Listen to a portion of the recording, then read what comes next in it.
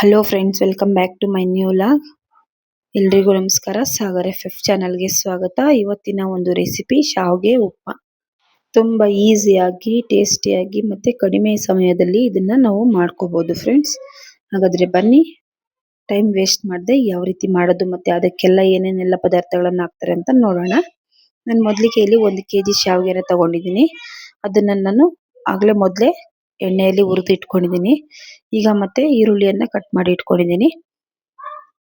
ಟೊಮೆಟೊನ ಸಣ್ಣದಾಗಿ ಹೆಚ್ಚಿಟ್ಕೊಂಡಿದ್ದೀನಿ. ಖಾರಕ್ಕೆ ಮೆಣಸಿನ್ಕಾಯನ್ನು ಕಟ್ ಮಾಡಿ ಇಟ್ಕೊಂಡಿದ್ದೀನಿ. ಒಂದು 15ರಿಂದ 20 ಮೆಣಸಿನ್ಕಾಯಿ, ಕಡಲೆ ಬೀಜ ಮತ್ತು ಕರಿಬೇವು, ಕೊತ್ತಂಬರಿ ಸೊಪ್ಪು, ಇದನ್ನು ನೀಟಾಗಿ ವಾಶ್ ಮಾಡಿ ಕಟ್ ಮಾಡಿ ಇಟ್ಕೊಂಡಿದ್ದೀನಿ. ಮತ್ತು ಸಾಸಿವೆ. ಈಗ ಬನ್ನಿ ಯಾವ ರೀತಿ ಮಾಡೋದು ಅಂತ ಹೇಳ್ಕೊಡ್ತೀನಿ. ಮೊದಲಿಗೆ ಸ್ಟವ್ ಮೇಲೆ ಪಾತ್ರೆಯನ್ನು ಇಟ್ಕೊಂಡಿದ್ದೀನಿ. ಅದಕ್ಕೆ 3 ಟೇಬಲ್ ಸ್ಪೂನ್ ಎಣ್ಣೆಯನ್ನು ಹಾಕ್ಕೊಳ್ತಾ ಇದ್ದೀನಿ.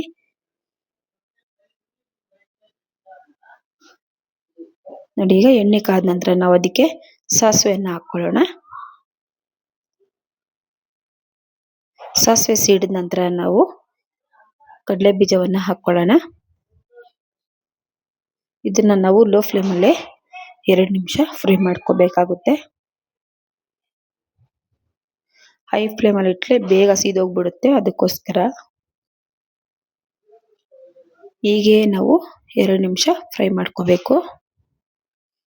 ನೋಡಿ, ಕಡಲೆ ಬೀಜ ಫ್ರೈ ಆಗಿದೆ.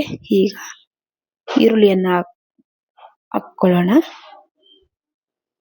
ನಾನು ಇಲ್ಲಿ ಸಣ್ಣದಾಗಿ ಉದ್ದುದ್ದಾಗಿ ಕಟ್ ಮಾಡಿ ಇಟ್ಕೊಂಡಿದ್ದೀನಿ. ಉಪ್ಪಿಟ್ಟಿಗೆ ಈ ತರ ಉದ್ದುದ್ದಾಗಿ ಕಟ್ ಮಾಡ್ಕೊಂಡು ಮಾಡಿದ್ರೆ ತುಂಬಾನೇ ಟೇಸ್ಟಿಯಾಗಿರುತ್ತೆ, ಚೆನ್ನಾಗಿರುತ್ತೆ ಕೂಡ. ನೋಡಿ, ಈಗ ಕರಿಬೇವನ್ನು ಹಾಕ್ಕೊಳ್ತಾ ಇದ್ದೀನಿ. ಇದನ್ನ ನಾವು ಫ್ರೈ ಮಾಡ್ಕೋಬೇಕು.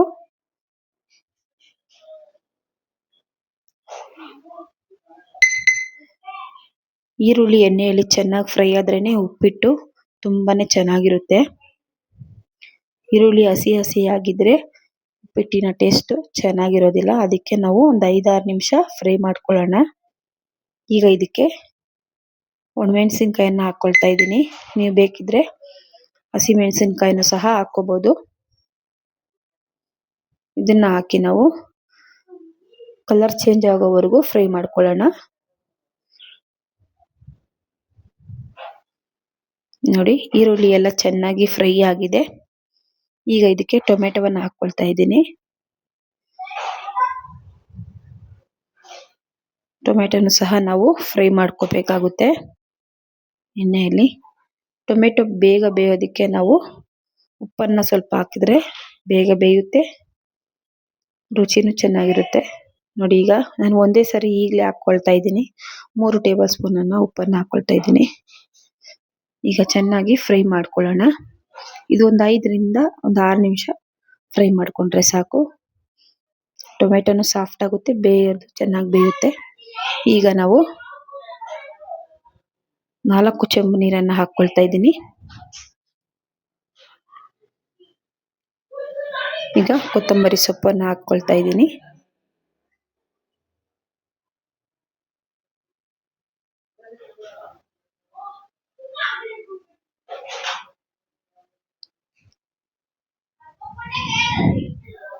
ನೋಡಿ, ಉಪ್ಪು ಒಂದ್ಸರಿ ಚೆಕ್ ಮಾಡ್ಕೊಳ್ಳಿ, ಕಡಿಮೆ ಇದ್ರೆ ಸ್ವಲ್ಪ ಹಾಕ್ಕೊಳ್ಳಿ. ಮತ್ತೆ ಈಗ ನಾನಿಲ್ಲಿ ಉಪ್ಪಿಟ್ಟು ಟೇಸ್ಟಿಯಾಗಿರ್ಬೇಕಂದ್ರೆ ಈ ಒಂದು ಟಿಪ್ಸ್ನ ಫಾಲೋ ಮಾಡಿದ್ರೆ ತುಂಬಾನೇ ಟೇಸ್ಟಿಯಾಗಿರುತ್ತೆ. ನಾನಿಲ್ಲಿ ಒಂದು 7ರಿಂದ 8 ಲವಂಗನ ತಗೊಂಡಿದ್ದೀನಿ. ಅದನ್ನ ನುಣ್ಣಗೆ ಪುಡಿ ಮಾಡಿ ಇಟ್ಕೊಳ್ತಾ ಇದ್ದೀನಿ. ನೋಡಿ, ಈ ರೀತಿ ಪುಡಿ ಮಾಡಿ ಇಟ್ಕೊಂಡಂತಹ ಪುಡಿಯನ್ನ ನಾನು ಉಪ್ಪಿಟ್ಟಿಗೆ ಹಾಕ್ಕೊಳ್ತಾ ಇದ್ದೀನಿ. ಇದು ಹಾಕೋದ್ರಿಂದ ಉಪ್ಪಿಟ್ಟು ಟೇಸ್ಟ್ ತುಂಬಾನೇ ಚೆನ್ನಾಗಿರುತ್ತೆ. ಈ ರೆಸಿಪಿ ಟ್ರೈ ಮಾಡಿ ನೀವು ಮನೆಯಲ್ಲಿ. ಚೆನ್ನಾಗಿದೆ ಅಂತ, ಯಾವ ರೀತಿ ಬರುತ್ತೆ ಅಂತ ಕಮೆಂಟ್ ಮೂಲಕ ತಿಳಿಸಿ.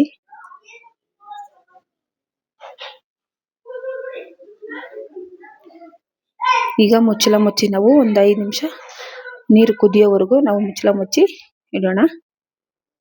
ಈಗ ನೋಡಿ, ನಾನು ಈ ಗ್ಲಾಸಲ್ಲಿ 4 ಗ್ಲಾಸ್ ಅಷ್ಟು ಶಾವಿಗೆಯನ್ನು ತಗೊಂಡಿದ್ದೀನಿ. ಇದೇ ಗ್ಲಾಸಲ್ಲಿ 1 ಗ್ಲಾಸ್ ಶಾವಿಗೆಗೆ ನಾನು 1 ಚೆಂಬು ನೀರನ್ನು ಹಾಕೊಳ್ತೀನಿ. ಅಂದರೆ 1 ಗ್ಲಾಸ್ಗೆ 2 ಗ್ಲಾಸ್ ನೀರನ್ನು ಹಾಕಬೇಕಾಗುತ್ತೆ. ಈಗ ನೋಡಿ, ನೀರು ಚೆನ್ನಾಗಿ ಕುದೀತಾ ಇದೆ.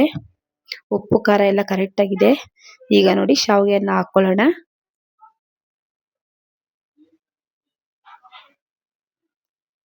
ನೋಡಿ ಶಾವಿಗೆನ ಹಾಕಿ ಈ ತರ ನೀಟಾಗಿ ಮಿಕ್ಸ್ ಮಾಡ್ಕೋಬೇಕಾಗುತ್ತೆ.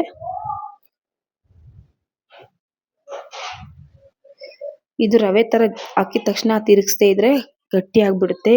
ಇದು ಆ ರೀತಿ ಅಲ್ಲ, ಇದೇನು ಉಂಡೆ ಕಟ್ಟೋದಿಲ್ಲ, ಆದ್ರೂ ನಾವು ಕೈ ಆಡಿಸ್ಕೋಬೇಕಾಗುತ್ತೆ ಒಂದ್ಸರಿ.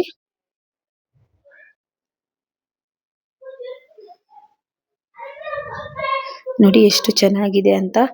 ಈಗಲೇ ನೋಡೋದಕ್ಕೇನೆ ಇಷ್ಟು ಚೆನ್ನಾಗಿದ್ರೆ ತಿನ್ನೋದಕ್ಕೆ ಯಾವ ರೀತಿ ಇರುತ್ತೆ ಅಂತ ನೀವೇ ಯೋಚನೆ ಮಾಡಿ ನೋಡಿ. ನೋಡಿ ಇದು ಒಂದು 10 ನಿಮಿಷ ಬೇಯೋದಕ್ಕೆ ಬಿಡೋಣ.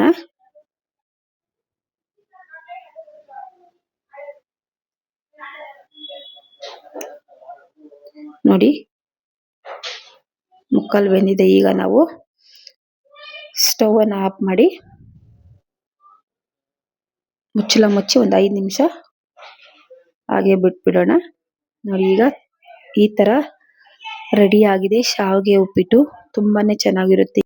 ಇವತ್ತಿನ ಒಂದು ರೆಸಿಪಿ ನಿಮ್ಗೆ ಇಷ್ಟ ಆಗಿದೆ ಅಂತ ಅನ್ಕೊಳ್ತಾ ಇದ್ದೀನಿ. ಇಷ್ಟ ಆಗಿದ್ರೆ ದಯವಿಟ್ಟು ಲೈಕ್ ಮಾಡಿ, ಶೇರ್ ಮಾಡಿ, ಸಬ್ಸ್ಕ್ರೈಬ್ ಮಾಡಿ, ಹಾಗೆ ಕಮೆಂಟ್ ಮಾಡೋದನ್ನ ಮಾತ್ರ ಮರಿಬೇಡಿ. ಈ ವಿಡಿಯೋ ನೋಡಿದ್ದಕ್ಕೆ ತಮಗೆಲ್ಲರಿಗೂ ತುಂಬಾ ಧನ್ಯವಾದಗಳು ಫ್ರೆಂಡ್ಸ್.